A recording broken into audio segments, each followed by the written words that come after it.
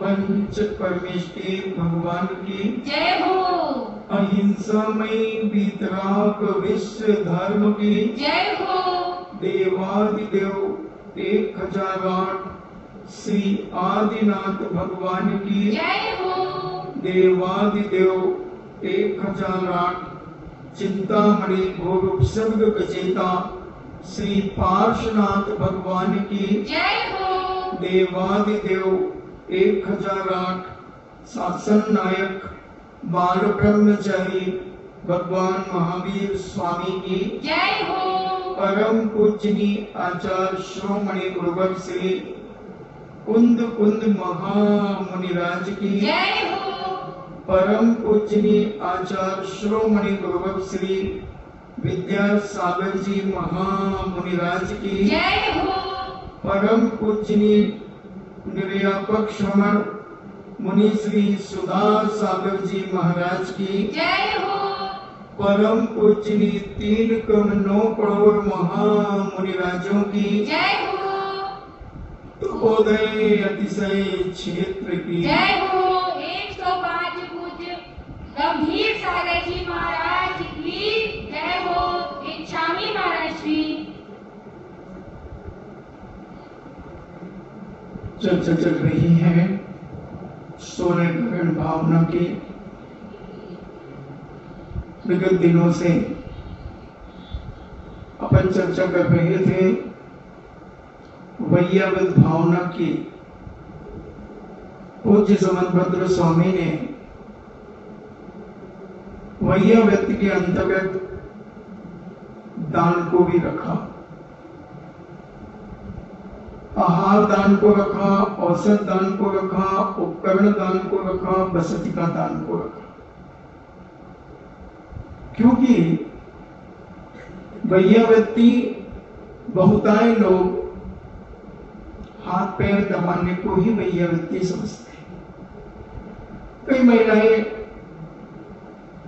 आती हैं और कहती महाराज हमने कैसे पाप किए कि हमें वैयावृत्ति का सौभाग्य नहीं मिलता।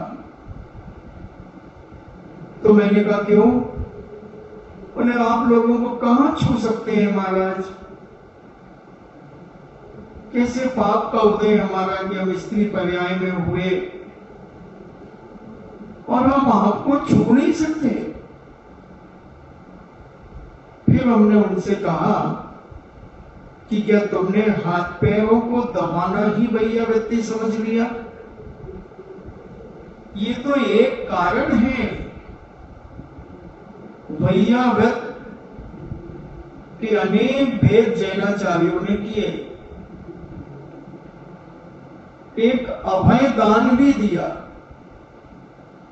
यानी आदमी जो भयभीत है उसे निर्भय कर दो, वो भी वैयावृत्ति है, वो भी वैयावृत्ति है। बिल्कुल निर्भय कर दो, उसे कहो चिंता ही नहीं करो, हम तो हैं तुम्हारे साथ। इतना बोलना भी वैयावृत्ति है। आदमी इतने में बहुत बल पा जाता है। आदमी कहीं से परेशान है और वो तुम्हें अपना मानता है और तुमने इतना ही कह दिया कि भाई तू चिंता मत कर, हम तेरे साथ खड़े हैं, किसी भी प्रकार की परेशानी होगी हम संभालेंगे। अपन बचपन के दोस्त हैं, अपन बचपन में एक साथ खेले हैं, क्या इतना भी हम तुम्हारे साथ नहीं करेंगे? चिंता मत करो। इतनी बातें सुनकर के जब वो अपने घर जाता है तो अपनी पत्नी से कहता है कि अब मैं निडर हो गया, मेरे सारे विकल्प खत्म हो गए, क्योंकि आज मेरा एक बचपन का दोस्त मिला और वो बहुत अच्छा संपन्न है। मैंने जब अपनी परेशानी उसको सुनाई, उसने मुझे इतने अच्छे ढंग से सहयोग दिया, इतने अच्छे ढंग से कि जो महीनों से मुझे नींद नहीं आ रही थी, आज मैं बेधड़क सोऊंगा, बेधड़क सोऊंगा, क्योंकि उन्होंने कह दिया तुम तो कुछ भी हो, डरो मत, कैसी भी परेशानी हो तो मुझे बताना। अच्छा, हाँ, देखो दोस्ती बचपन की काम आई। हाँ आई, वो तो कौन, बचपन के दोस्त काम आएंगे। और पति पत्नी बड़े आनंदित हो गए, मिल गया उन्हें अभयदान। तुमने अभी कुछ नहीं दिया, मात्र अपने वचनों के माध्यम से उसे इतना संबल दे दिया, इतना संबल दे दिया, कोई व्यक्ति के वर्षों के विकल्प, महीनों के विकल्प एक क्षण में शांत हो गए। भले तुम्हें जिंदगी में 1 रुपया भी ना देना पड़े उसे, भले जिंदगी में तुम्हें उसका कहीं से कोई सहारा भी ना करना पड़े, मगर जो तुमने वाचनिक वैयावृत्ति की है, जो तुमने अपने वचन के द्वारा उसकी वैयावृत्ति की है, उस व्यक्ति का परिणाम निर्मल हुआ, उसका पुण्य स्वयं जागा और वह स्वयं अपने पैरों पे खड़ा हो गया, स्वयं अपने कार्य करने लगा, मोहताज नहीं है किसी का। बस वो समझ नहीं पा रहा था, इसलिए पुण्य क्षीण हो रहा था और तुम्हारे वचनों के माध्यम से वह व्यक्ति इतना प्रफुल्लित हो गया, इतना उत्साहित हो गया कि जो काम को वो कर रहा था उस काम में 4 चांद लग गए। फिर उसे स्मरण आता है, अरे हमारा काम कौन करेगा, हमें को तो करना पड़ेगा। फिर भी मित्र ने सहयोग की बात कही, मित्र करेगा मगर आखिर कितना करेगा, हमें ही कमाना पड़ेगा। और अपनी मेहनत और पुरुषार्थ के बल पर वह खड़ा हुआ और जब बिटिया की शादी करने के लिए कार्ड बांटना शुरू किया तो सबसे पहले उसने सम्मेद शिखर के लिए कार्ड भेजा, दूसरे नंबर पर उसने अतिशय क्षेत्रों पर कार्ड भेजा, तीसरे नंबर पर अपने निज मंदिर, जिस मंदिर में वो स्वयं जाता था वहां भेजा, फिर चौथे नंबर पर अपने गुरुओं को कार्ड दिया, 5वें नंबर पर अपने उस मित्र को कार्ड दिया जिस मित्र ने उसे वाचनिक वैयावृत्ति की थी।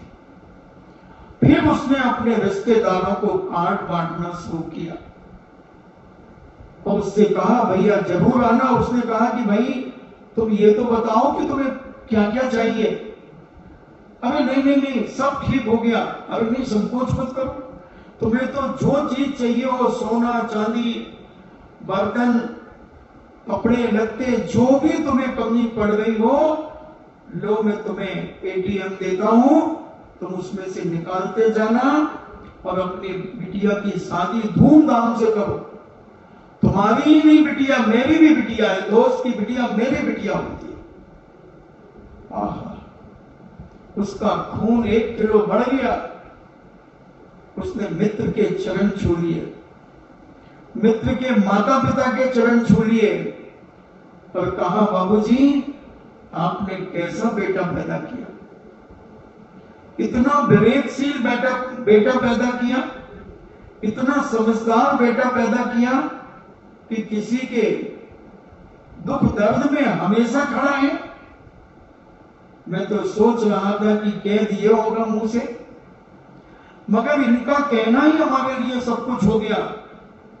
उस दिन का दिन कि आज का दिन हमें कोई काम मुश्किल लगे ही नहीं। सारे काम हमारे ऐसे सलटते गए, ऐसे सलटते गए, जो बरसों से मैं चिंता कर रहा था। और भैया से दोस्ती का स्मरण दिलाया और भैया ने जो हमें ऐसे मीठे शब्दों का सहयोग दिया, ऐसी भैया व्यक्ति की मेरे मन की कि मेरा मन धुल करके साफ हो गया, साफ हो गया और आनंद आ गया। हमारे रिश्तेदार जो मुंह फुलाए बैठे थे वो भी सीधे हो गए, वो भी सीधे हो गए। और वह भैया, उसका दोस्त नीचा सिर करके सुन रहा। पिताजी कह रहे हैं कोई बात नहीं, दोस्ती का यही तो मतलब है भैया कि अगर अपने साधर्मी भाई को कोई आवश्यकता है और अपन सक्षम है तो अपन को देने में क्या बाधा है। नहीं तो किस काम की दोस्ती, किस काम की रिश्तेदारी, किस काम का क्या केवल मुंह देखी प्रीत थोड़ी है। आवश्यकता पर मित्र की परीक्षा संकट के समय काम आती है। वो समय परीक्षा होती है कि ये वाकई में मित्र है या धोखेबाज। इतना कहते ही उसके मित्र ने अपने मित्र के चरण छू लिए। यानी दोनों ने एक दूसरे के चरण छू लिए और गले मिल गए और दोनों की आंखों से आंसू टप टप गिरने। पिता आनंद से भर गया कि मैंने संतान को जन्म दिया तो कम से कम मेरी संतान ने मेरी जिंदगी में 4 चांद लगा दिए, मेरी इज्जत को बढ़ावा दे दिया। और जब शादी के कार्यक्रम में वह परिवार गया तो मित्र ने अपनी सारी रिश्तेदारी छोड़ करके अपने मित्र की आगवानी की, मित्र को अच्छे लोगों के बीच में बिठाया और सबको उसका परिचय कराया। ये हमारे बचपन का दोस्त, इसने हमें सब कुछ इसी की बदौलत है कि आज मैं जो अपनी बिटिया का पानी ग्रहण कर रहा हूं, इसी की बदौलत है भैया। अगर ये मुझे नहीं मिलते तो मैं आज अपनी बेटी के पानी ग्रहण नहीं कर सकता। क्या बात करते हो इन्होंने, अरे इनका इतना बड़ा सहयोग है, इतना बड़ा सहयोग है कि मैं कह नहीं सकता। अभय दान, अभय दान इन्हें निर्भय कर देना। कोई परेशान व्यक्ति को, भयभीत व्यक्ति को निर्भय कर देना। इसलिए जैनाचार्यों ने सबसे बड़ा दान अभय दान माना, अभय दान माना। अभी आदमी अगर भयभीत रहेगा और तुम उसके सामने 56 भोग रख दो, क्या वो खा सकेगा? एक उदाहरण आता है सैनिक पुराण के अंदर कि जब अभय कुमार को सैनिक ने अपने राज्य से बाहर निकाल दिया और एक गांव में अभय कुमार छुप करके रहने लगे। और सैनिक ने उस गांव वालों को अनेक अनेक प्रश्न दिए, अनेक अनेक प्रश्न दिए। एक कहा कि एक हमारा बकरा ले जाओ और इस बकरे का वजन करा लो। आज इस समय इसका जितना वजन है और जब मैं वापस लूंगा तो इसका वजन बढ़ना नहीं चाहिए। अगर बढ़ गया तो पूरे गांव की खैर नहीं। मगर ध्यान रखना, इसे खिलाना पिलाना भी पड़ेगा। अच्छे से अच्छा खिलाओगे, पीपल की पत्ती खिलाओगे, बबूल की नहीं खिलाओगे, पीपल की पत्ती खिलाओगे और फल खिलाओगे, सानी खिलाओगे, काजू किशमिश बादाम पिस्ते छुआरे खिलाओगे, सब पौष्टिक चीजें खिलाओगे। मगर ध्यान रखना, अगर वजन बढ़ गया तो पूरे गांव को उजाड़ कर दूंगा। राजाओं की चेतावनियां, राजा की धमकी बड़ी विचित्र होती हैं। गांव वाले बड़े दुखी हो गए, बड़े परेशान हो गए। और जैसे ही अभय कुमार को पता चला, अभय कुमार कहता चिंता मत करो मित्रों, इन्होंने राजा साहब ने जितना वजन भेजा है उतना वजन का ही अपन इन्हें वापस करेंगे और खूब जी भर के खिलाएंगे। बोले खिलाओगे पिलाओगे तो मोटा होगा, वजन बढ़ेगा। बोले वजन घटा करके भी जानता हूं, जो बढ़ा के जानता है वो घटा के भी जानता है, जो कमा के जानता है वो गमा करके भी जानता है, और जो गमाना सीख लेता है उसका कमाना तो अपने आप बनता चला जाता है। मगर गमाना सीखना बहुत जरूरी है। जैन दर्शन गमाना ही सिखाता है, कमाना नहीं सिखाता। और जिसके बेटे ने गमाना सीख लिया उसके पास कमाने की धन दौलत बुद्धि तो अपने आप आ ही जाएगी, आ ही जाएगी। एक घटना मुझे स्मरण में और आ गई। इसके साथ साथ एक व्यक्ति के पिताजी ने अपने बेटे को 500 कलदार दिए या 1000 कलदार दिए। पहले कलदार चलते थे ना, पंचम चार्ज, तो वो दिए और कहा कि जा व्यापार करके आ और 1 साल बाद लौट करके आना और मुझे हिसाब देना कि तूने क्या कमाया और क्या गमाया। बनिया का बेटा था, यानी जैन का बेटा था, क्षत्रिय। जैन का बेटा तो गर्भ में ही एमबीए करके आता है, उसे ये ऊपर की एमबीए करने की कोई जरूरत नहीं होती है अगर सही जैन का बेटा है तो। और वो गया, अपने गांव से ललितपुर गया और ललितपुर में उसने व्यापार किया। सब खर्चा अर्चा काट के उसने 1000 के 2000 रुपए कर लिए। साल भर का खर्चा भी निकाला, कमरे का किराया भी निकाला, रोटी पानी कपड़े लत्ते आदि सब खर्च किए। पूजन पाठ करता था, द्रव्य का खर्च सब कुछ। और 1000 रुपए एक्स्ट्रा कमा करके ले जा रहा है।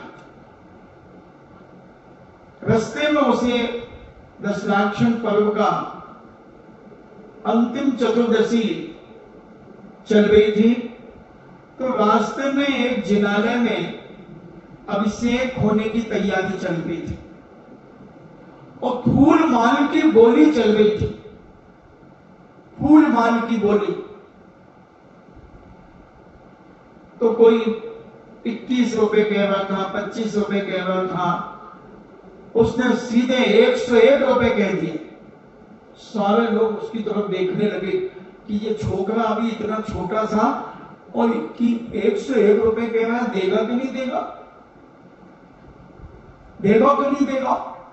तो किसी ने 125 कर दिए, तो उसने 151 कर दिए, तो किसी ने 175 कर दिए तो उसने 221 कर दिए और 251 रुपए में बोली उसके नाम से टूट गई। सब लोगों ने नजर दौड़ाई, कौन है, किसने बोली? उसने हाथ उठाया, भैया मेरी बोली है, ये लो पैसे। पैसे अभी दे रहे हो? हाँ, ये 251 कलदार। चर्चा होने लगी गांव में, हमारे तो उस साल के भी नहीं चुके अभी तक, हमारे तो 5 साल के हमारे दादाजी मर गए, उनने भी बोली ली थी, वो नहीं चुके। और ये आदमी कैसा है, अभी नकद दे दिए। वाह भैया, आओ आओ आओ भैया आओ।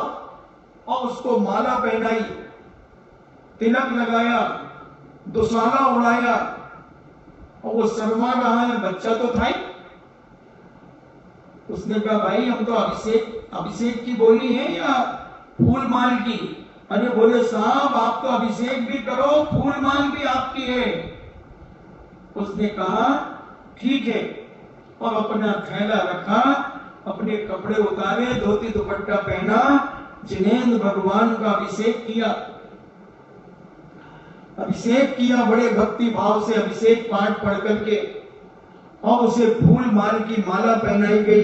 वह नीचा सिर कर लिया और लोगों ने कहा भाई भोजन भी करो आप तो। और बढ़िया जो वहां के अध्यक्ष जी थे सेठ जी, वो सेठ जी अपने घर में उसे भोजन कराने ले गए और भोजन कराकर अपनी बैलगाड़ी से उसे ललितपुर भेजा। उसने बैलगाड़ी वाले को भी 11 रुपए दिए कि भैया तू छोड़ने आया मुझे तो ये ले 11 रुपया। अब घर पहुंचा, पिताजी ने देखा, आ गए बेटा? हाँ पिताजी आ गया आपके आशीर्वाद से। और पिताजी के पैर छू के जय जिनेंद्र किया। पिताजी तो बैठे ही थे, हाँ लाओ हिसाब लाओ, क्या कमाया क्या गमाया। उसने सारा हिसाब बता दिया। पिताजी 15 रुपए महीने का मैंने कमरा लिया था किराए से, तो उसके 1 साल के तो ये किराया चुकाया, सब्जी दूध आदि सब जो मैंने लिया उसका ये हिसाब। उसके बाद सब खर्चा काट करके मैंने 1000 और कमाया, ने 1000 के 2000 किए। हाँ तो लाओ 2000 कलदार। पिताजी इसमें 262 रुपए कम है, कहां गए वो? पिताजी मैं आ रहा था तो अभिषेक की बोली और फूल माल की बोली चल रही थी, मैंने ले ली। पिताजी कहते मैं मर गया था क्या? तुझे मुझसे पूछ के लेना चाहिए ना, तेरी इतनी हिम्मत। गुस्सा तो ऐसा आ रहा, एक थप्पड़ लगाओ। पिताजी थप्पड़ लगा दो, उसका गम नहीं है, मगर मुझे ये गर्व है कि मैंने ये बोली क्यों ली है। मैं अपने पिता को यह दिखाना चाहता था कि जिस संतान को तुमने जन्म दिया है वो कमाना अकेला नहीं जानती, वो गमाना भी जानती है। ओहो, पिताजी गदगद हो गया और बेटे को गले से लगा लिया, गले से लगा लिया और कहा बेटा ये तो मैं तेरी परीक्षा ले रहा था कि तू क्या जवाब देता है मेरी इस डांट का। ये डांट तो ऊपर ऊपर से थी, तुझे धमकाने के लिए कि तू धर्म से विचलित होता है, दान देने से क्या कसम खाने लगेगा। नहीं पिताजी, आज के बाद आपकी आज्ञा के बिना कुछ नहीं करूंगा। मैं वो परीक्षा कर रहा था और आज भी वो परिवार ललितपुर के अंदर है। समाज पूरी गर्व करती है। वो दादाजी तो, उसके दादाजी तो खत्म हो गए और वो दादाजी बनकर के भी खत्म हो गए और उनके बच्चे हैं। हमने 1993 से उनको बल्कि 87 से उनको देखा, दादाजी को देखा मैंने। जो दादाजी एक चप्पल लाल और एक चप्पल नीली पहनता था और खादी का कुर्ता और खादी की धोती पहनता था और इतना कंजूस कि 1991 की बात है, मुनिश्री का चतुर्मास ललितपुर चल रहा था तो वो सब्जी खरीदने गया, तो सब्जी के ठेले से टमाटर पूछता कि भाई टमाटर क्या भाव? तो वो टमाटर वाला कहता 8 आना किलो। ठीक, 8 आना नहीं, 5 आने लगाओ, 5 आने। बोले बाबूजी 5 आने नहीं आता, आपको 7 आना लगा देंगे। नहीं, 6 आना लगा दे। नहीं, 5 आना। उसने आधा घंटा सारे कुंजड़ों की दुकान पर घूमा, एक 5-10 पैसे के लिए। कौन घूमा? जिसने 251 रुपए की बोली ली थी, वो बचपन में जिसने ली थी वो दादा बन गया। उसी दिन पंच कल्याणक की बोली थी 1991। उसने उस समय 5,75,000 की एक बोली ली। तो महाराज जी ने देखा बोली किसने ली भाई? 91 में 5,75,000 वैल्यू रखते थे, आज से 29 साल पहले, 30 साल पहले। तो महाराज ने कहा कि माइक तो था ही, तो पंचों से कहा, ये जो सीलचंद जी प्रश्न करते ना, उनको कहा भाई ये कौन आदमी है, इसने बोली ली, देगा कि नहीं देगा? ये वही लग रहा मुझे जो भी टमाटर खरीदा था 5 पैसे के लिए, इधर से उधर घूम रहा था। ठंडी थी तो महाराज छत पे खड़े थे धूप में, तो नीचे सब्जी मंडी लगती है आटा मंदिर के वहां पर। तो उसने सुन लिया, बोले अभी आ रहा है पैसा महाराज, 10:30 बजे पैसा आ जाएगा, बैंक खोलने दो। मैंने कह दिया लड़के को, लड़का चला गया है, अभी 9:30 बजे हैं, 1 घंटा बाद पैसा आ जाएगा। मैंने कहा बोले तुम अभी सब्जी खरीद रहे थे 2 घंटे पहले? बोले हाँ। तो बोले तुम इधर से उधर खेले खेले घूम रहे थे और तुमने यहाँ 5,75,000 की बोली ले ली। तो 5-10 पैसे बेचारा गरीब आदमी कमा लेता तो तुम्हें क्या तकलीफ हो रही थी? 8 आना किलो ले लेते, वो 6 आना दे रहा था, 6 आना ले लेते। ऐसे कैसे ले लेते? फ्री का पैसा है क्या? खून पसीने का पैसा है। अगर तो खून पसीने का है तो उसको तो ज्यादा, महाराज वो 10 पैसे ज्यादा लेता तो 10 पैसे की क्या करता? 2 बीड़ी, 1 कट्टा और पीता बीड़ी का। तो मैं अपने पैसे से बीड़ी के लिए पैसे क्यों दूं? तो महाराज कहते तो इतनी बुद्धि रखता है। फिर उसने अपने बचपन की कहानी सुनाई कि महाराज मैंने ऐसे क्या पैसा कमाया, और जब से मैं दान देने की मेरी भावना रहती है। और आज अभी जब हमने 2012 का चतुर्मास किया, जब उन्होंने 2.5 करोड़ की प्रतिमा स्थापित कर, वहां की समाज कहती है कि जब तक उनका पैसा हमारे यहाँ दान में नहीं आता तब तक हमारा कार्य सफल नहीं होता। गौशाला में करोड़ों रुपया देते हैं। तो ऐसे ऐसे दानवीर, ऐसे दान के फल, अगर बस इसके साथ अगर दर्शन की शुद्धि और हो जाए तो तीर्थंकर प्रकृति की भावना अगर डाले तो अभी से कर्मों की निर्जना शुरू हो जाए। दान की महिमा, तभी पूज्य समनभद्र स्वामी ने इस दान को भैया व्यक्ति में रखा। भैया व्यक्ति में एक और ऐसे ही था, तो महाराज जी ने हीरा मोती कहते थे दोनों को, और दोनों बुजुर्ग मर गए ही, उनके बच्चे हैं अभी, और बच्चे भी खूब दान करते हैं। हाथी के नाम थे हीरे मोती। जब वहां गजबत चलते हैं तो हाथियों के उसमें लिख देता वो हीरा मोती।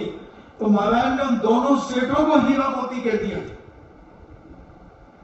तो ऐसा दान, ऐसा पुण्य आदमी का जब बनता है तो वह तीर्थंकर प्रकृति का बंद कर सकता है।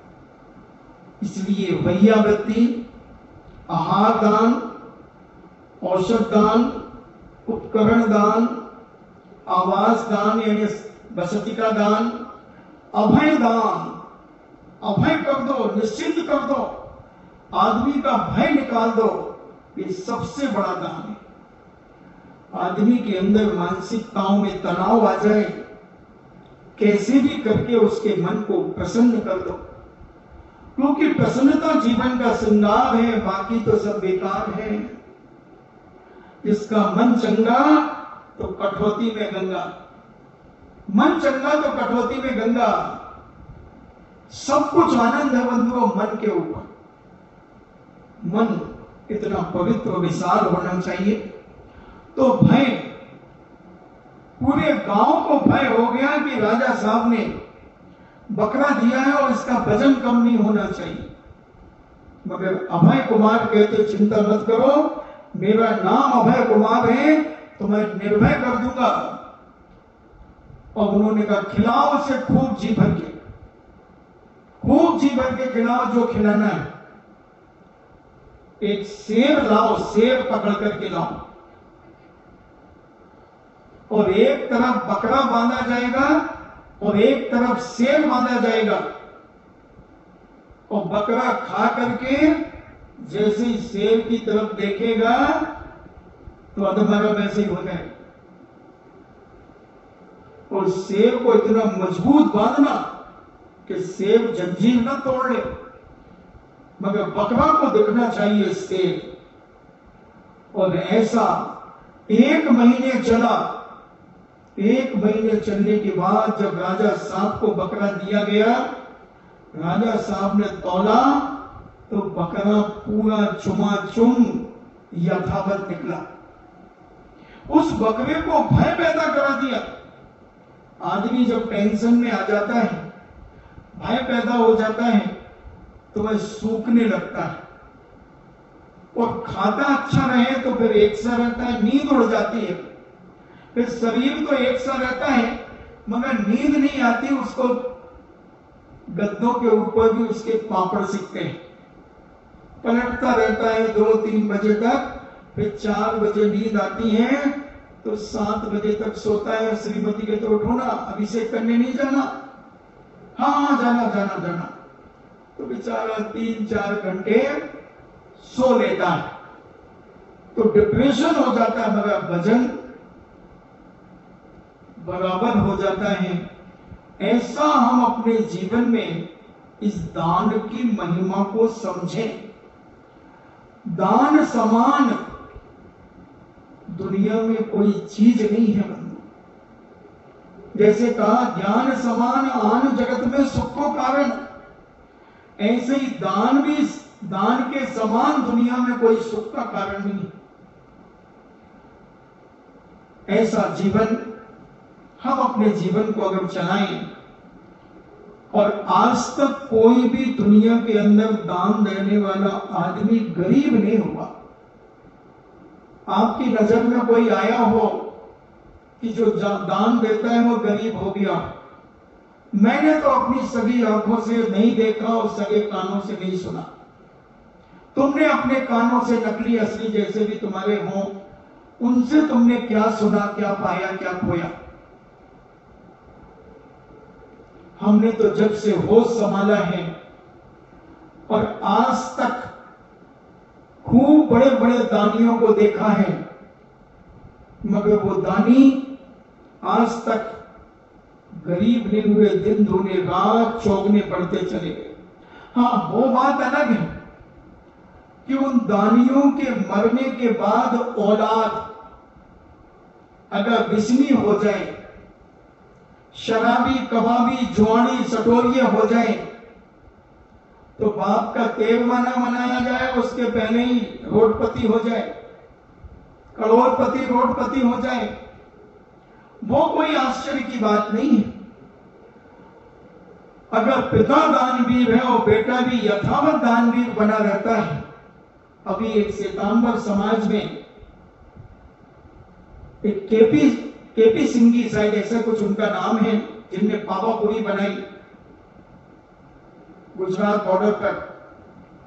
वो 5 लाख रुपए प्रतिदिन दान निकालते हैं। पलंग से उतरने के पहले 5 लाख का चेक काटते हैं। हमने 10-15 साल पहले सुना था 1 लाख रुपए निकालते थे उस समय प्रतिदिन। जब मैं शायद और पहले की बात होगी, जब मैं अचल श्री के पास था, तब सुना था कि 1 लाख रुपए प्रतिदिन निकालते हैं। मगर आज की डेट में वर्षों से अभी 5 लाख रुपए निकालते हैं प्रतिदिन। और हॉस्पिटल के लिए, गौशाला के लिए, अनेक अनेक करुणा दान के लिए वो देते हैं। उनकी जो पावापुरी, जब हम गुजरात सूरत 2004 में चतुर्मास करके लौट रहे थे, तो माउंट आबू से हम लौट रहे थे, उस समय उसी पावापुरी में हम लोग रुके थे। हमारे पास समय था तो 2 दिन 3 दिन हम वहां रुके थे। उस समय उनके पास 6400 गाय थी और उन गायों के लिए पंखा लगा हुआ है एक एक गाय के लिए। शाम को सूर्यास्त के बाद गायों को पानी नहीं दिया जाता, ना भोजन दिया जाता है और ना पानी दिया जाता है। दिन भर इतना खिलाया पिलाया जाता है कि रात्रि में उन्हें कुछ नहीं दिया जाता। ऐसी उनकी गौशाला, और वहां दूध नहीं बिकता। दुधारू गाय बहुत हैं, हजारों की तादाद में। वो सारा दूध, वही दही घी मक्खन उसी का बनता है और उसी से भोजन बनता है। उस समय 2 रुपए में नाश्ता और 5 रुपए में भोजन दिया जाता था 2005 में, बिल्कुल शुद्ध घी का। 700 तो कर्मचारी थे उस समय। सोचे बंधुओं, कैसे कैसे दानवीर हैं दुनिया के अंदर, और ऐसे दान करने वाले व्यक्ति भोग भूमि चले जाते हैं। मिथ्या के साथ अगर दिया तो भी भोग भूमि में जन्म लेंगे। अगर मनुष्य आयु का जन्म बंद कर लिया तो ऐसा पुण्य हम अपने जीवन में अपने माध्यम से, अपने चंचला लक्ष्मी से कमा सकते हैं। और चंचला लक्ष्मी ना भी हो तो हम अपन मन के द्वारा अभय दान के माध्यम से पुण्य कमा सकते हैं। जो अपनी शुरू में हमने 15 मिनट एक उदाहरण देकर के समझाया कि ऐसी मानसिकता बनाओ अपनी कि जो व्यक्ति भयभीत हो रहे हैं उन्हें तुम अपने मीठी वाणी के द्वारा निर्भय कर दो। अपनी वाचनिकता के कारण उन्हें ऐसा निर्भय बना दो। बस इतना ही तो कहना, चिंता मत करो भैया, हम हैं, और थोड़ी सी पीठ थपथपा दो, वो आदमी आनंद से भर जाएगा।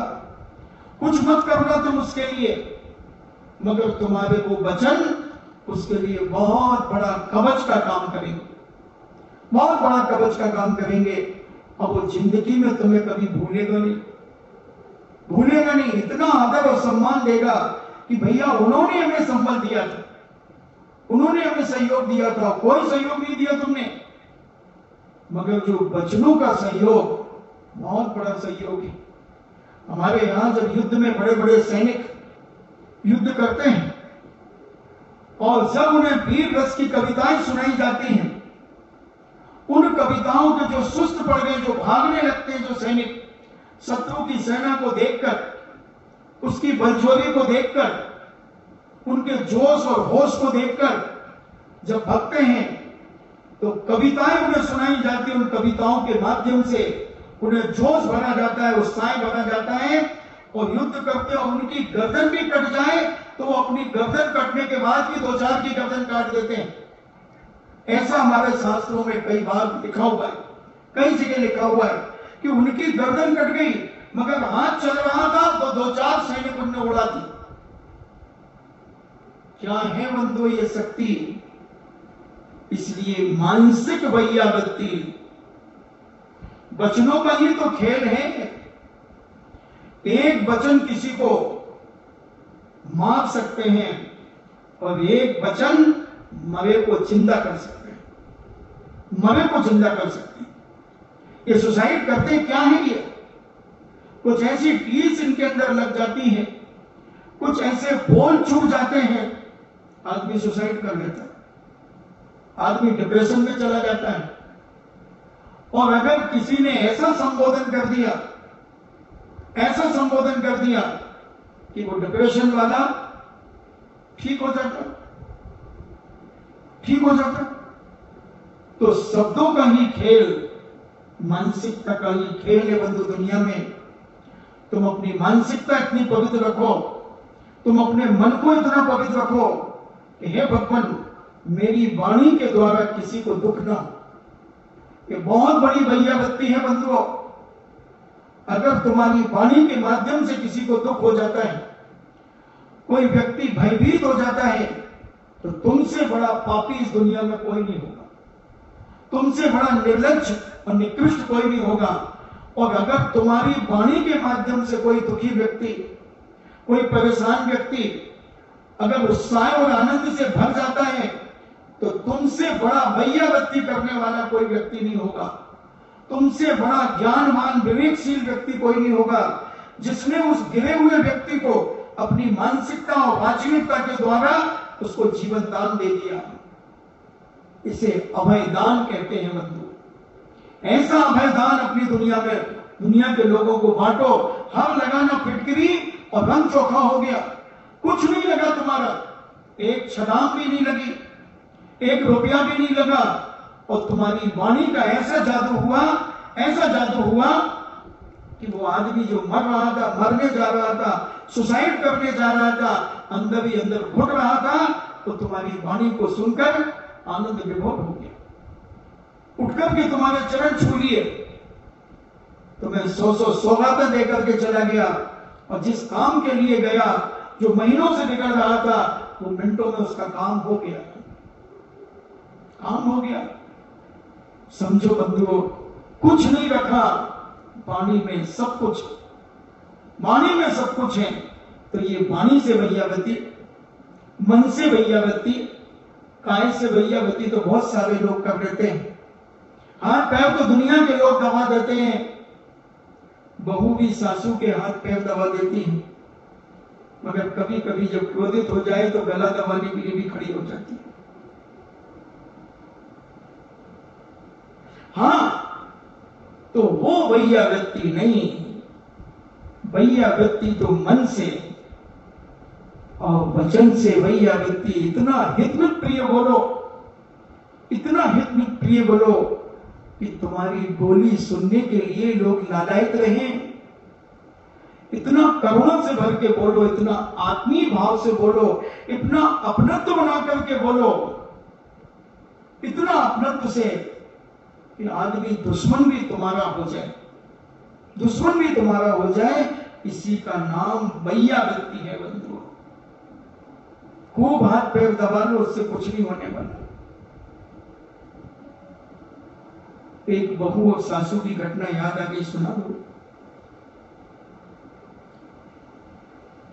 एक बहू थी, बिल्कुल नहीं बोलती थी, और जब से उसकी बहू आई थी तो वो सासू इतनी दुखी थी, मंदिर में जाकर के अपनी सहेलियों को इतने दुख सुनाती थी,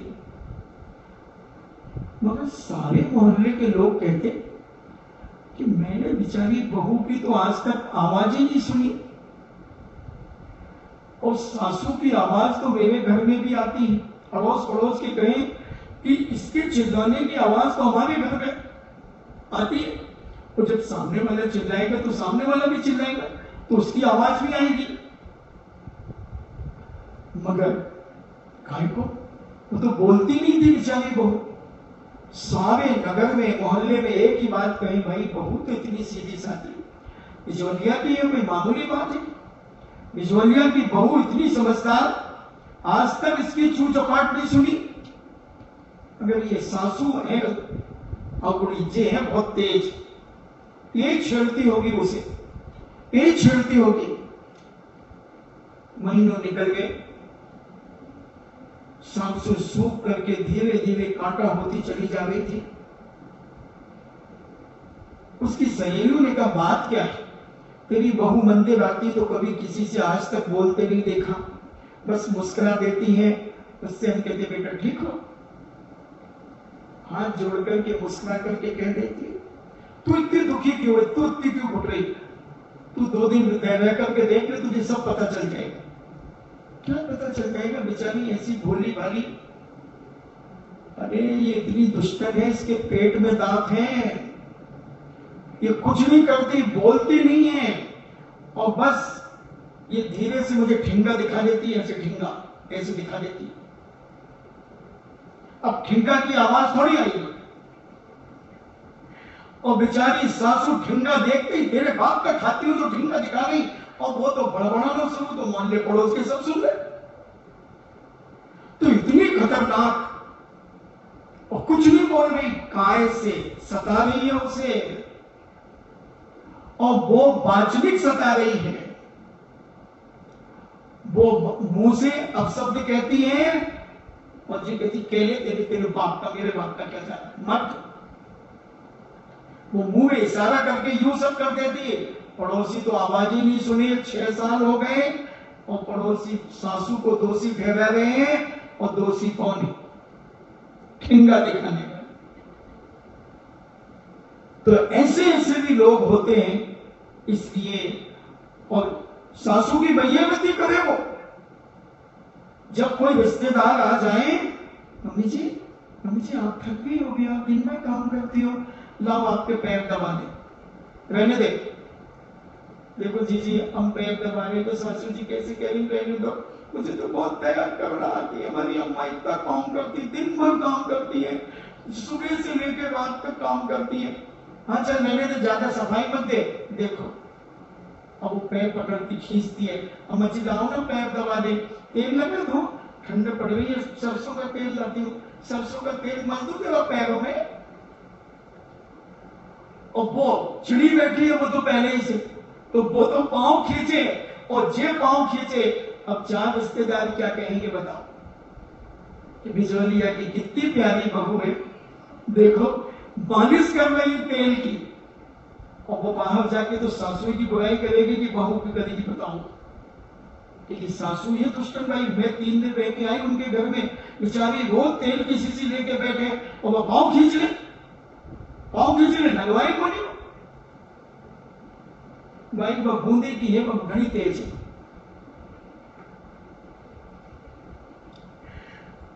और भाई देखो आसपास जो गांव है, मैं तो उन्हीं गांव की बात करूं, मैं तो ज्यादा समझता नहीं हूं। ये बूंदी एक याद रहता, अभी वो शाम को ही बूंदी के आए थे, वो सेठिया के कोई साधु भाई के, तो वो बूंदी का नाम याद आ गया, तो बूंदी बोल दिया। मैंने एक बात कहा था ना, मुझे प्रवचन की चिंता नहीं होती, मैं तो मंच में बैठा और प्रवचन शुरू हो जाता है। बोलो 1 साल हो गया प्रवचन करते करते। बासा खिलाता हूं कि रोज ताजा खिलाता हूं? रोज ताजा, जैसे तुम मुझे ताजा खिलाते हो ऐसे ही मैं भी तुम्हें ताजा खिलाता हूं।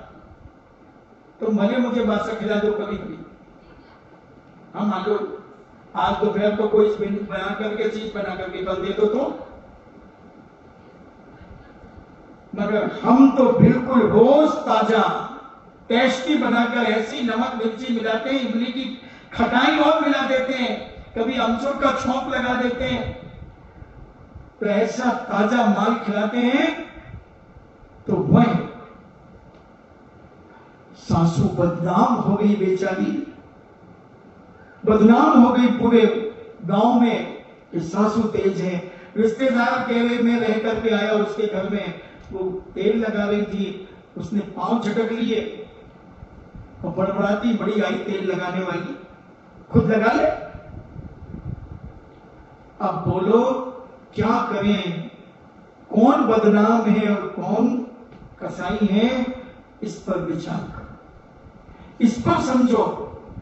इसलिए वाणी में इतनी मिठास रखो, इतनी मिठास रखो वाणी में, मत दबाना तुम पैर, मत करना तुम काय से वैयावृत्ति, मगर मन उसके प्रति इतना पवित्र रखो, इतना पवित्र रखो मन, और वाणी इतनी हित में प्रिय वचन रखो। कुछ नहीं चाहिए आदमी को, 2 मीठे बोल ही तो चाहिए। अगर 2 बोल तुम्हारे मीठे हैं तो तुम हजारों लाखों में इज्जतदार हो, और 2 बोल तुम्हारे कड़वे हैं तो तुम अरबों खरबों में भी बेइज्जती पा जाओगे। बस वाणी का ही तो कमाल है, वाणी का ही तो खेल है, मानसिकता का ही तो खेल है कि तुम्हारा मन उस व्यक्ति के प्रति कितना सावधान है, कितना पवित्र है, ये तुम्हें देखना है। तो ये वैयावृत्ति, आज तो वैसे मैं अरथ भक्ति की बात करने आया था, क्योंकि वैयावृत्ति के बाद अरथ भक्ति आती है। मगर तुम्हारी शकल देख करके मेरी अकल बदल गई, और अकल ऐसी बदली कि 1 घंटा होने को आ गया भैया व्यक्ति पे। आज 7-8 दिन से भैया व्यक्ति पर चर्चा कर रहा हूं। ऐसी भैया व्यक्ति अगर तुम समझ लो, हाथ पैर के अलावा मानसिक भैया व्यक्ति अगर समाज में सीख ली जाए तो ये समाज सोने में सुहागा प्राप्त कर ले। मानसिक और वाचनिक भैया व्यक्ति जिस घर में शुरू हो जाएगी वो घर स्वर्ग हो जाएगा बंधुओं, और जिस घर में मानसिक और वाचनिक भैया व्यक्ति नहीं है वो घर स्वर्ग का नर्क हो जाएगा। छोटी छोटी बातों में कलह हो जाएगी, छोटी छोटी बातों में टेंशन हो जाएगा, और ऐसी कसाई बनेगी कि बोलना चालना भी बंद हो जाए। ऐसी भी दशा आ सकती है, ऐसी भी दशा। इसलिए हमने एक दिन शायद 1 जनवरी के प्रवचन में कहा था एक बार कि अपने परिवार से सबसे पहले प्रेम भाव रखो। तो मोबाइल पे बात करने वालों से इतना प्रेम रखते हो कि तुम अपने सारे काम छोड़ करके उनसे 15-15 आधा घंटे बातें करते रहते हो। वो काम नहीं आएंगे बंधुओं कभी। अगर काश तुम्हारे जीवन में कभी कुछ बना बिगड़ा तो सबसे पहले कौन खड़ा होगा, मैं आपसे पूछना चाहता हूं। घर का व्यक्ति खड़ा होगा या वो फोन वाले खड़े होंगे? फोन वालों को तो कब पता चलेगा? तुम तो फोन करने भूल गए, तुम्हारे तो हाथ पैर ही नहीं चल रहे, तुम तो बेहोश हो गए।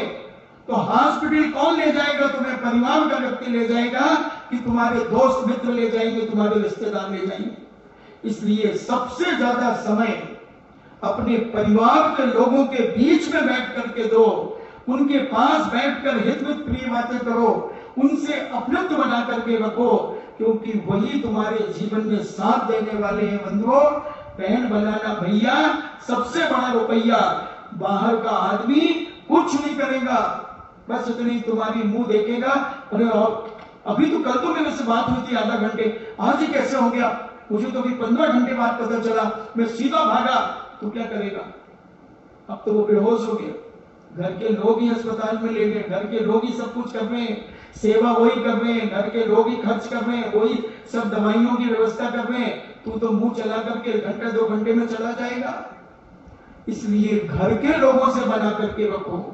अगर घर के लोगों से बिगड़ गई तो जिंदगी बिगड़ गई, जिंदगी बिगड़ गई। कैसा भी हो घर का व्यक्ति, मगर घर का कहलाता है, घर का कहलाता है। इसलिए इतना प्रेम रखो, इतना प्रेम। तात्कालिक विषय को वही खत्म करो, पीठ पे मत ला दो कि उन्होंने 6 महीने पहले मुझसे ऐसा कहा था, मुझे तो घोर नफरत है उससे। अभी तो 6 महीने पहले कहा था ना, तो तू आज क्यों उगल रहा? गड़े पौधे क्यों उखाड़ रहा है? मुर्दा तो गाड़ दिया और नमक भी डाल दिया था, मुर्दा गल गया, अब क्या हड्डियां बची? अब हड्डियों क्यों निकाल रहा? हड्डियों में क्या रखा? मगर हम सालों की कसाई रखते हैं बंधुओं। ये परिवार का विनाश है, ये नरक के रास्ते, ये दुर्गति के रास्ते हैं। और प्रेम वात्सल वाचनिकता, हमारी मानसिकता इतनी पवित्र हो जाए प्राणी मात्र के प्रति, अपनों के प्रति, सबसे पहले अपनों के प्रति। जहां हम रहते हैं, उठते बैठते हैं, खाते हैं, पीते हैं, सोते हैं, उधर उनके प्रति इतना प्रेम, इतना वात्सल्य। एक खून, हमें एक खून के साथ ऐसा जुनून बनाओ, ऐसा जुनून आना चाहिए। हमारा ही कुटुंब का खून है, हमारे ही परिवार का खून है, हम इसे दाग नहीं लगने देंगे। ऐसी मानसिकता जब तुम बनाओगे, ये है मानसिक भैया व्यक्ति, और ये है वाचनिक भैया व्यक्ति। हाथ पैरों की भैया व्यक्ति तो हमने खूब कर ली, कर लेंगे, दिखावा कर लेंगे जैसे वो बहू करती है, उससे कुछ होने वाला नहीं। होने वाला है तुम्हारी मानसिकता से, होने वाला है तुम्हारे वचनों से। अपने वचनों को सुधारो। अपने वचनों को अगर तुमने सुधार लिया तो दुश्मन भी तुम्हारे पैर छूने के लिए आ जाएगा, दुश्मन भी पैर छूने के लिए आ जाएगा। और वचन नहीं सुधारे तो तुम्हारा सगा भी तुम्हें थप्पड़ मारने के लिए आ जाएगा। आज पति पत्नियों में कलह क्यों हो जाता? कोई वाणी के अभाव, कोई वाचनिकता के अभाव में। तेरी मेरी पर आ जाते हैं, हाथ उठ जाते हैं। अगर उन्हीं चीज को बड़े प्रेम से बोला जाए तो कलह भी समाप्त हो सकती है, समाप्त हो सकती है। बहुत बड़ी ताकत है। खैर, आज इतनी। अब अपन समझते हैं, कल अपन ने सूर्य उदय के पहले क्या क्या नहीं करना है उसके बारे में समझा था। अब वस्त्र बदलते समय समझें।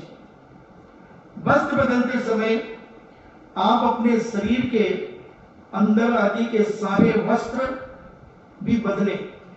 सोने के वस्त्र पहनने के पहले शरीर के ऊपर के संपूर्ण वस्त्रों को हटाएं और फिर शुद्धि के पूरे वस्त्र पहने।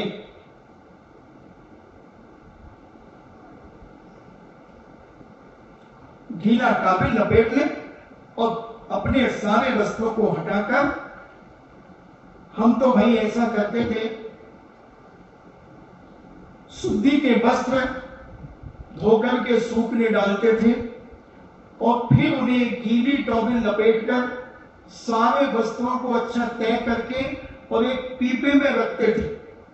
क्योंकि 8-10 लोग, कभी 10-12 लोग भी आ जाते थे, तो उन सबके कपड़े 2 पीपे में, माताओं बहनों के अलग, भाइयों के अलग, और अपने अपने वस्त्र, सारे वस्त्र पुराने उतार करके उनको तय करके एक टोकनी रखी थी बांस की, उस टोकनी में डाल देते थे तय लगा करके, और उस पीपे से अपने वस्त्र उतार करके निकाल करके पहनते थे। अब तुम क्या करते हो? तुम कहते छूना नहीं, छूना नहीं, शुद्धि के वस्त्र ले, छूना नहीं, छूना नहीं, और पैंट शर्ट पहना है बाबूजी और धोती ले जा रहा है। ये कौन सी शुद्धि है? पूजन वूजन सब करके आ गए और पैंट शर्ट पहन लिया, और वो मेरे कपड़े उठा देना, एक डंडी उठाई, अब वो डंडी से उठा लो, उठा लो, ले चले, ले साहब। बिल्कुल गलत। ये शुद्धि नहीं है, तमाशा। पहले सुखा करके रखिए। तो वस्त्र बदलते समय की बात चल रही है, और वस्त्रों को गीला करके सुखा लें। कभी गीले कपड़े पहन करके आहार नहीं दें। क्यों? क्या होता है उससे? उसमें समूर्छन जीवों की उत्पत्ति हो जाती है। 1981 में मैं सिमरवेल बोला गया, दीक्षा के पहले की बात। तो वहां आचार्य विमल सागर जी महाराज का संघ और आचार्य विद्यानंद जी महाराज का संघ था।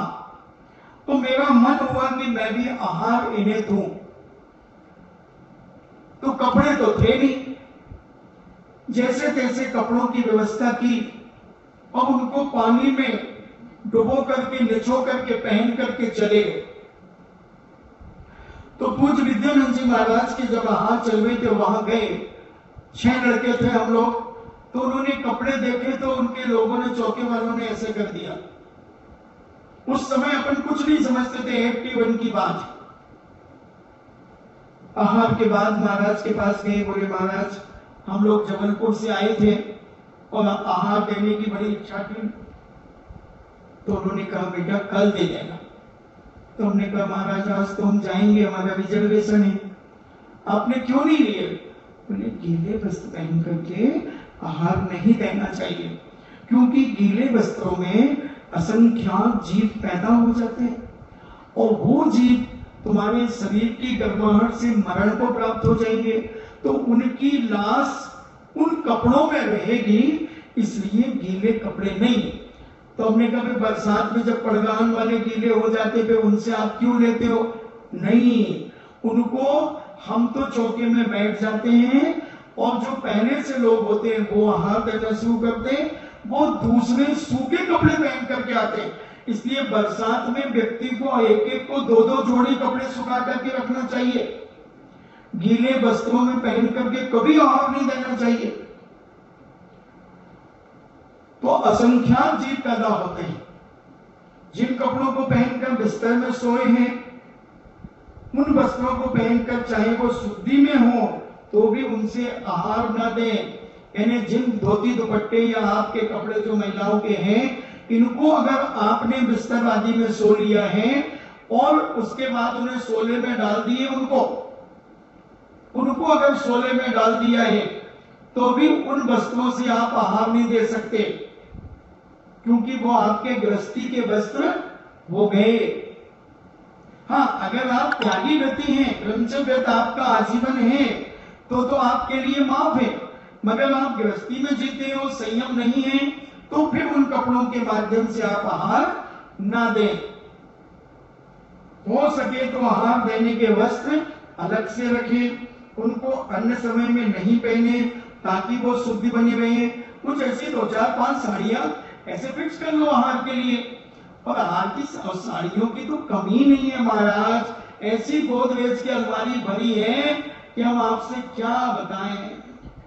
साड़ियों के नंबर ही नहीं आते 6-6 महीने में। मैं सब जानता हूं, हर चेहरा खुली किताब है, किताबों में ढूंढते क्या हो। कितना भी मध्यम वर्गीय परिवार होगा तो 30-35 साड़ियां तो उस महिला के पास होंगी ही होंगी, सबके पास है। हाँ, कोई त्यागी व्यक्ति हो जाए तो उसने सीमा बना ली हो कि मैं 5-10 रखूंगा, वो बात अलग है। अरे साल में 1-2 साड़ियां तो वैसे ही बहू बेटियों को मिल जाती हैं, जुगाड़ू तो वैसे ही रहते हैं अपन।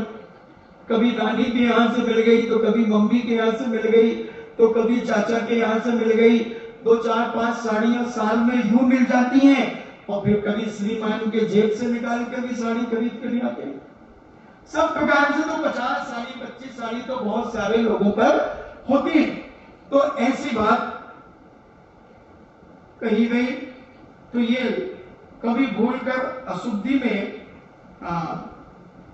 अलग से रखें तो बहुत अच्छी। पेज बदल लो। शुद्धि बना करके रखें, यानी वो कपड़े अलग से रखें। ऊनी रेशमी आदि के वस्त्र एवं ऊन रेशम से बनी हुई या लगी हुई वस्तुओं को पहनकर आहार न दें। जिसमें ऊन आदि लगी हुई है, रेशम आदि लगा हुआ है, ऐसे वस्त्र पहन करके ना दें। मंदिर के धोती दुपट्टा पहनकर आहार नहीं देना चाहिए। किसी से छू जाने पर पानी के छींटे डालकर मन को समझाकर शुद्धि ना माने। नहीं मैं तो छू गया तो मैं तो यार आप पवित्र होगा यूं कर लो, वो शुद्धि नहीं है, गलत है। अगर देते हो तो पाप का बंद करते हो। यदि छूने का ध्यान नहीं रहता अथवा बच्चों को 16 शुद्धि के वस्त्र पहना रहे हैं और पड़गाहन के 5-10 मिनट पहले ही वस्त्र बदले अथवा चौके से बाहर ना निकले न बच्चों को निकाले। छोटे बच्चों को तो बिल्कुल लास्ट में पहनाना चाहिए, और कायदे से तो 8 साल के बच्चों के पहले उनको पहनाने नहीं चाहिए। उनको तो ऐसी सेटिंग करा दो, वो क्या क्या चाहते वो उनको पहले से रख दो उनके पास, तो वो खेलते खाते पीते रहेंगे, या तो किसी उनके पास रख दो, उन्हें खिलाता रहेगा। और ऐसी मजबूरी अगर हो तो आप उस समय उन्हें पहनाएं कि वो इधर उधर भागा दौड़ी ना करें। शुद्धि के वस्त्र पहनकर चाहे पूजा विधान आदि भी हो तो लघु शंका जावे तो अच्छी तरह शुद्धि करके आए, ताकि लघु शंका के छींटे वस्त्रों पर ना लग जाएं। एक जोड़ी वस्त्र कमरे में ही सुखाएं, ताकि धूप में छत से शुद्ध वस्त्र उठाने में तकलीफ नहीं पड़े। एक कमरे में सुखा लें और ऊपर जो बाहर छतों में कपड़े डाले हैं उन शुद्धि के वस्त्र पहन करके उनको उठा करके इकट्ठा कर लें। और पुरुष बन गए तो अपनी टावेल लपेट करके सारे कपड़े उठा लें। अशुद्ध वस्त्र पहनकर दूर से शुद्ध वस्त्र नहीं उठावे, जो अभी हमने पहले बताया कि पहने हुए वस्त्र हैं और ऐसे हाथ से कपड़े उठा करके ले गए, ये ना करें। और ना ही लकड़ी आदि से उठावे। ऐसे वस्त्र पहनकर आहार देने पर आपकी तीनों शुद्धियां व्यर्थ हो जाएगी। मन शुद्धि भी खराब हो जाएगा, वचन शुद्धि भी खराब हो जाएगी और काय शुद्धि भी खराब हो जाएगी। वो लकड़ी पता नहीं कैसी है, कहाँ की है, कौन बच्चे उस लकड़ी से खेल रहे थे, इधर उधर घसीट रहे थे, मल के ऊपर से भी घसीट सकते हैं, और तुमने उसी लकड़ी से कपड़े उठा लिए। पहनने के वस्त्र हल्के रंग के रखें ताकि स्वयं और दूसरों को भी समझ में आवे कि आप अपने शुद्ध वस्त्र पहने हैं। फिर ये तो ठीक है, अलग बात है। शुद्धि के वस्त्र न अति चुस्त और न अति ढीले, न अति पतले और न अति छोटे न हो, इससे सभ्यता पूर्ण पोशाक हो। ऐसे झामा से न पहनने, जैसे सिमोली के जम्बा पैजामा। अब तो देखो एक तकिया कलाम बन गया अपना कि जब आदमी शुद्ध हो जाए तो सिमोली का नाम ले लो तो आदमी को हंसी आ ही जाएगी। कोई ना कोई की रिश्तेदारी सिमोली से तो फंसी है। यहां जितने बैठे हैं बघेलवाल तो उनकी तो फंसी है, तो उनको तो हंसी आएगी ही आएगी। और नहीं आए तो फिर अपना लबू का तो है ही। लबू का नाम सुनते ही तो सबके चेहरे पे एक बार झटका आ ही जाता है। वो तुम चादर की लपसी नहीं बनाते हो, तो ऐसे यहाँ के लोग उसको गाढ़ा कर देते तो लबू का कहते हैं। चादर की लपसी तो वर्षों से चलती है, तो ये पतली भी बना लेती है आजकल। तो वो सभ्यता पूर्ण पोशाक नहीं मानी जाती। भारतीय संस्कृति के अनुसार वस्त्र पहनकर आहार देवें। ऐसे वस्त्र नहीं पहने कि साधु को भी शर्म आ जाए। शुद्धि के वस्त्र साफ स्वच्छ सादे हों, फटे चिथे ना हो। अगर फट भी गए हैं तो उनको सिल लें। सिले वस्त्र पहनने में कोई दोष नहीं है, फटे वस्त्र पहनने में दोष है। फटे वस्त्र तुम्हें दरिद्रता का प्रतीक है, गरीबी लाने में कारण है। इसलिए हमारे आचार्य से हम लोग से भी कहते थे कि कभी फटे वस्त्र नहीं पहनना, साफ सुथरे पहनना। हट जाए तो उसमें टाका लगवा लो तो भी चलेगा, मगर फटे नहीं पहनना। उसी प्रकार कोई गृहस्थ को भी फटे नहीं पहनना चाहिए। ज्योतिष शास्त्र के अनुसार उसकी दरिद्रता बढ़ती है, गरीबी बढ़ती है। शुद्ध वस्त्र पहनते समय हाथ, गले, कमर में पहने हुए धागा, चोटी में लगा हुआ रिबन आदि गीले आवश्यक कर लें। यदि जनेऊ पहने हैं तो जनेऊ भी गीला कर लें, मगर हाथ में धागा ना पहने। ये हाथ में धागा पहनने से आप कोटी जाते हो कि बंद हो गई? कोटी तो सभी जाते हैं। तो तुम हाथ साफ करते हो तो कोटी के पानी इस धागे में लग जाता है, और इस धागे में जो कोटी का धागा पानी लगेगा तो तुम चाहे धो लो चाहे कुछ भी कर लो, वो अशुद्ध ही है। हम तो पैसे ही नहीं घुसने देते, उनको पहले ही बाहर निकाल देते हैं। इसलिए हाथ में धागा नहीं पहनना चाहिए। अपन तो जैन क्षत्रिय सोने चांदी के कड़ा पहनो खूब अच्छे, वो पहनना चाहिए। पुरुषों को कड़ा पहनना चाहिए अगर जिनको ज्यादा वो है तो। हमारा स्वर्णिक राजा कड़ा पहन करके घूमता था।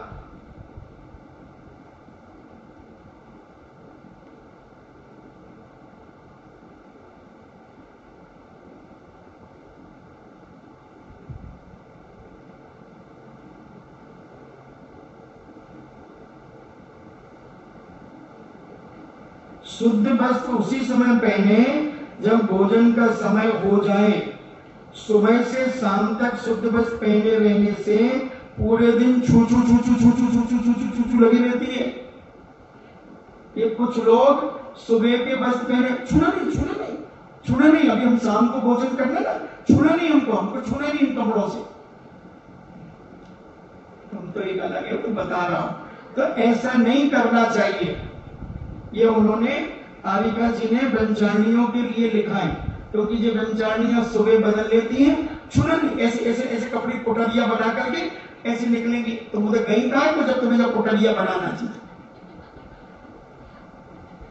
ऐसी जगह जाओ नहीं जहां भीड़ भाड़ हो, अपने कमरे में बैठो।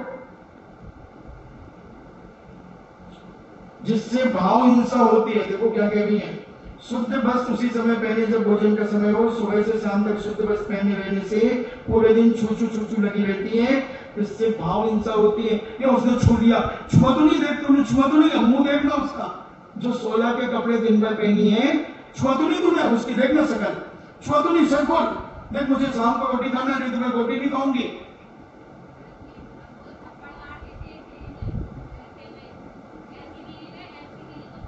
कोई बात नहीं, बड़ी बहन होगी तो चल जाता है। तो ऐसे नहीं करना चाहिए, 2 जोड़ी रख लो, क्या होता है, शाम को बदल लो जब खाने बैठो। तो भगवान की या गुरु की पूजा में जाना हो तो 2 मिनट में वस्त्र बदल कर ही जावे, अन्यथा पूजा में मन नहीं लगेगा। कुछ छू ना ले, क्योंकि तुम 16 के कपड़े पहन के पूजा करने गए और मान लो कहीं से एक बस आ गई, अब वो बस में दर्शन करने आए, अब तुम पूजा करोगे तो भैया वहां से और वो भीड़ की भीड़ आ गई और तुम पूजा करते करते उधर से, तो तुम्हारा मन नहीं लगेगा, तो तुम्हारी फॉर्मेलिटी की पूजा हो जाएगी। वस्त्र धोकर सुखा देने की अपेक्षा पूजा में मन नहीं लगना अधिक पाप है। वस्त्र धोकर सुखा देने की अपेक्षा, यानी आप दूसरे रख लो, उनको बदल करके बदल लो, उससे अच्छा है, नहीं तो पूजा में मन नहीं लगेगा। आपका समय हुआ, कल फिर अपन चर्चा करेंगे इन्हीं मंगल भावना के साथ। जिनवाणी स्तुति। जिनवाणी के ज्ञान से सूझे लोकालो, सुवाणी मस्तके धरो, सदा देत हूँ धो। हे जिनवाणी भारती, तो ही जपो दिन रैन, जो तेरो सरना गए, सो पावे सुख चैन। देव भजो अरिहंत को, गुरु सेवा निर्ग्रंथ, दया धर्म पालो सदा, यही मोक्ष का पंथ।